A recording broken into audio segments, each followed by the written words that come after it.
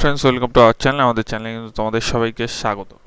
দেখো, তোমাদের একটা কথা বলছি, তোমরা কিন্তু অনেকে আমাকে কমেন্ট করছো যে দাদা আমি কি বিডিও বা এসডি অফিসে যাব নাকি যাব না।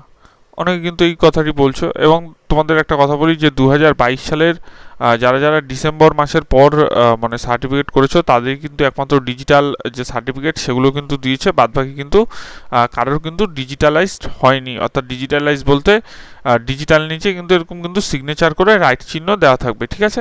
তো সেরকম কিন্তু কারোর হয়নি, তো সেটা নিয়ে চিন্তা করার কোনো কারণ নেই।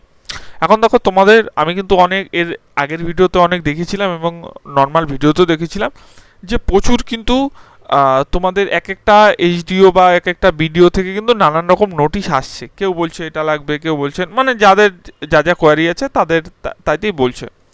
এখন যেটা ব্যাপার যে ওবিসির কিন্তু এনসিএল যে সার্টিফিকেটটা নিয়ে সেটা নিয়ে আপাতত কিছু কাজ চলছে, ঠিক আছে? সেটা তোমরা সবাই জানো। এবং দেখো, তোমরা যারা বলছো যে মানে ডিজিটালাইজেশন করতেই কিংবা তোমাদের মানে যেগুলো হচ্ছে রিভেরিফিকেশান বা রিভ্যালিডেশন যাকে বলো, ঠিক আছে, সেটা যেরকম হচ্ছে সব জায়গাতেই। এখন কথা হচ্ছে কি যে তোমরা যাবে নাকি, যে বিডিও অফিস বা এইচডি অফিসে তোমরা যাবে নাকি? প্রথমত বলি, তোমাদের যাদের ইচ্ছে যাওয়ার, ঠিক আছে, তারা গিয়ে অবশ্যই খোঁজ আনতে পারো। কারণ হচ্ছে গিয়ে ওখানে কি কি হচ্ছে না হচ্ছে সেই বিষয়ে তোমরা একটা কিন্তু খোঁজ আনতে পারো।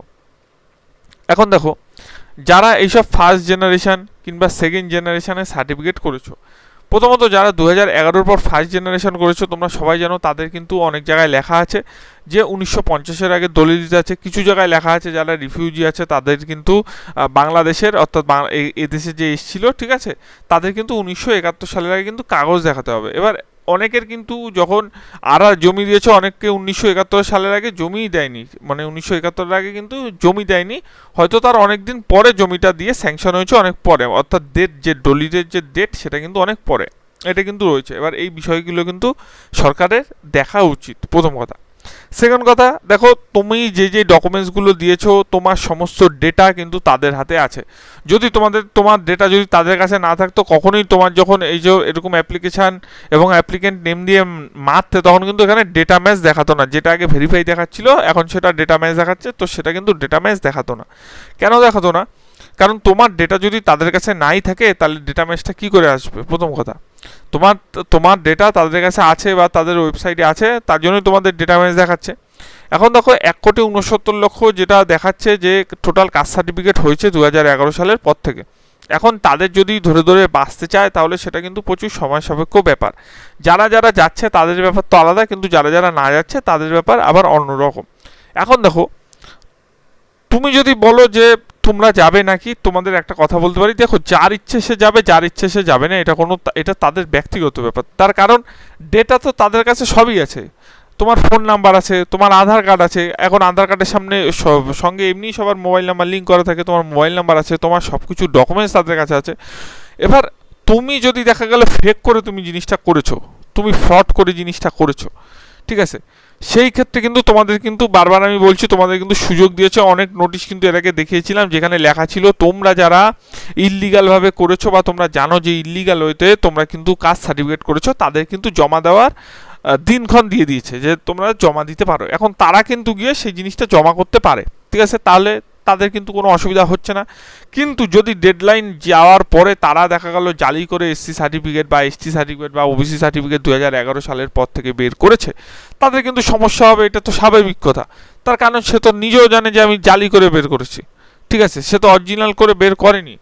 এখন সেগুলো যদি পরবর্তীকালে ধরে, তারা যখন সব কিছু ফাইল ঘাটাঘাটি করে তারা যখন ধরবে, তখন তো তাদের তো একটা শাস্তির মুখে বা তাদের একটা তো ডাকবে বা তাদের একটা শাস্তির মুখে পড়তে হতে পারে।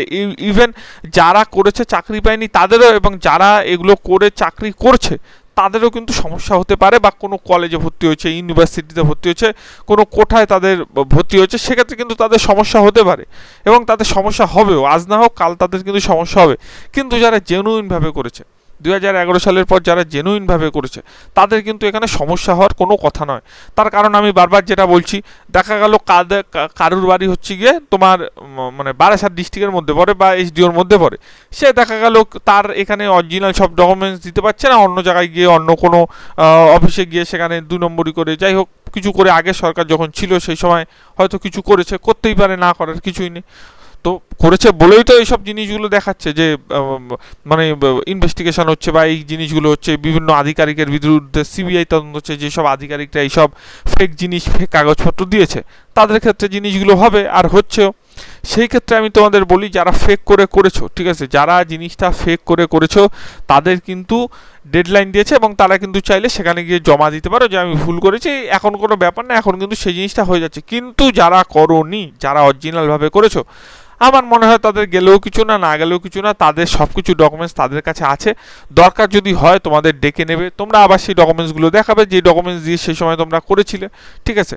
এটাই হচ্ছে গিয়ে আসল কথা, এর থেকে আর বেশি কথা না। কারণ হচ্ছে গিয়ে তোমরা নিজেরাও জানো যারা অরিজিনালভাবে করেছে তারা কিন্তু ফ্রড কখনো করেনি, তাদের কোনো চিন্তার, বারবার বলছি, তাদের কিন্তু চিন্তার কোনো কারণ নেই, তারা নিশ্চিন্ত থাকো, তাদের ডকুমেন্টস সব কিছু আছে, তাদের ডকুমেন্টস তারা যখন দেখবে, তাদের ডকুমেন্টস দেখে তারা পারবে। এবং সেকেন্ড জেনারেশন বলো বা ফার্স্ট জেনারেশন বলো, এখন ফার্স্ট জেনারেশনে তোমাদের যাদের বলেছে যে 1900 যারা মানে রিফিউজি ছিল তাদের হচ্ছে কি 1971 সালে কাগজ দেখাতে, যারা এই দেশে ছিল তাদের 1950 সালে আগে কাগজ দেখাতে।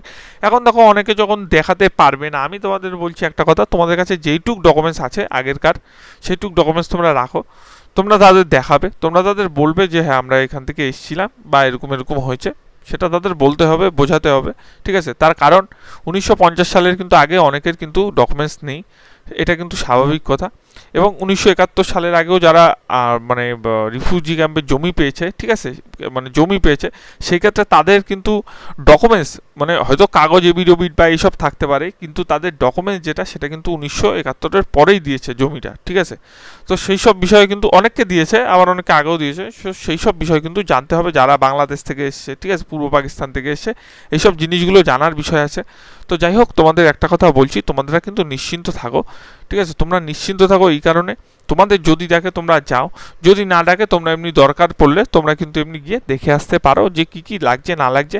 তবে তোমাদের চিন্তিত হওয়ার কোনো কারণ নেই, আমি বারবার বলছি, যারা অরিজিনালভাবে পোর্টাল থেকে বের করেছো, তোমরা যারা অরিজিনাল ওয়েতে তোমরা কাজ করেছো, তারা কিন্তু নিশ্চিন্ত হয়ে চোখ বন্ধ করে ঘুমিয়ে থাকো, কোনো অসুবিধা তাদের কিন্তু হচ্ছে না। কিন্তু যারা ফ্রড করেছে, ফেকভাবে বের করেছে, মানে যে কোনো জায়গা থেকে একটা কাগজ জোগাড় করে, তারা কোনো সেকেন্ড জেনারেশনের কোনো কিছু একটা দেখালেই হয়ে যেত, যাকে তাকে একটা কার্ড দিয়ে হয়ে গেছে, তাদের কিন্তু একটা ভয় আছে এবং তাদের কিন্তু অসুবিধা আছে। তো যাই হোক, আমি তোমাদের এতগুলো কথা বললাম, এই কারণে বললাম তোমরা কিন্তু অযথা চিন্তা করো না। আর নিচের ডিসক্রিপশনে টেলিগ্রাম লিঙ্ক আছে, তোমরা যারা জয়েন করবে অবশ্যই জয়েন করে যেও, ভালো লাগলে কিন্তু অবশ্যই চ্যানেলটি সাবস্ক্রাইব করে পাশে থাকা বেল আইকনটি ক্লিক করে নিও। আর অবশ্যই চ্যানেলটি সাবস্ক্রাইব করে পাশে থাকা বেল আইকনটি ক্লিক করবে, তার সঙ্গে কিন্তু তোমরা সবাই ভালো থাকবে, কোনো চিন্তার কিন্তু আপাতত কোনো কারণ নেই, নিশ্চিন্ত কিন্তু তোমরা থাকো। সম্পূর্ণ ভিডিও দেখার জন্য অসংখ্য ধন্যবাদ।